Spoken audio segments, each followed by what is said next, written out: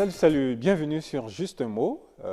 Vous le savez, à l'école, tout ce qu'on enseigne, c'est dans deux catégories. Soit ce sont les nombres, soit ce sont les lettres.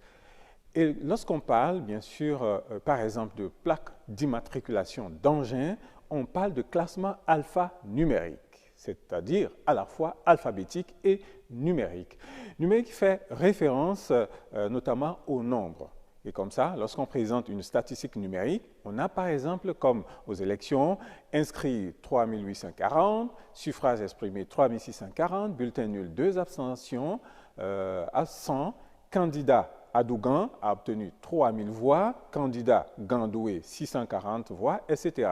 Ça, ce sont des données chiffrées.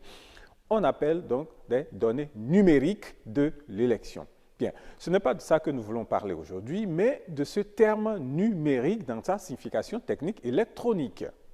On entend depuis quelques années parler de numérique dans la technique, précisément dans l'audiovisuel numérique, qu'on oppose bien sûr à l'audiovisuel analogique. C'est quoi le numérique? Alors, numérique ou digital en anglais vient du latin numerus, qui veut dire représentation par des nombres ou tout simplement multitude.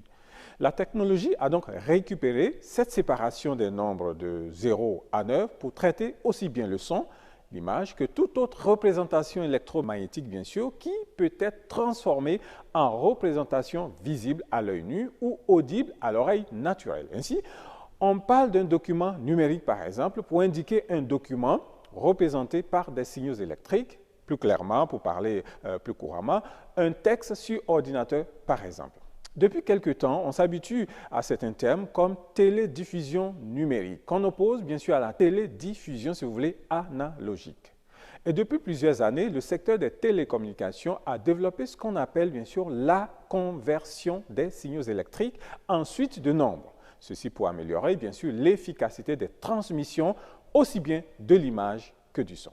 Et donc la théorie de l'information associée à cette transformation indique que tout message peut être codé sous forme numérique et cela emporte comme conséquence une plus grande fiabilité et une grande clarté dans l'ajustement des différents éléments qui participent donc à la formation de l'image ou du son.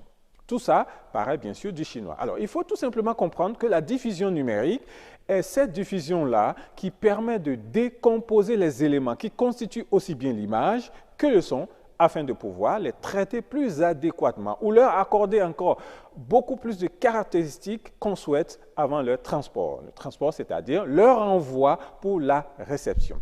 Le transport ici, en fait, c'est bien sûr la diffusion et par la suite des terminaux que sont bien sûr nos postes téléviseurs ou les postes récepteurs radio peuvent recevoir l'ensemble de ces signaux déjà décodés. C'est ça, bien sûr, la TNT, thème que vous entendez déjà depuis des années.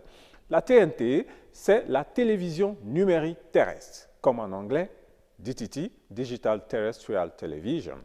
La TNT, c'est donc ce système qui associe la technologie numérique à la diffusion pour plus de possibilités, plus d'efficacité et pour une meilleure qualité des éléments diffusés. Ici, ne sont rien que les images ou le son. Grâce donc à la TNT, vous nous recevez en haute définition sur tous les continents dans le monde entier, sauf dans l'Antarctique. Ça, c'est juste un mot.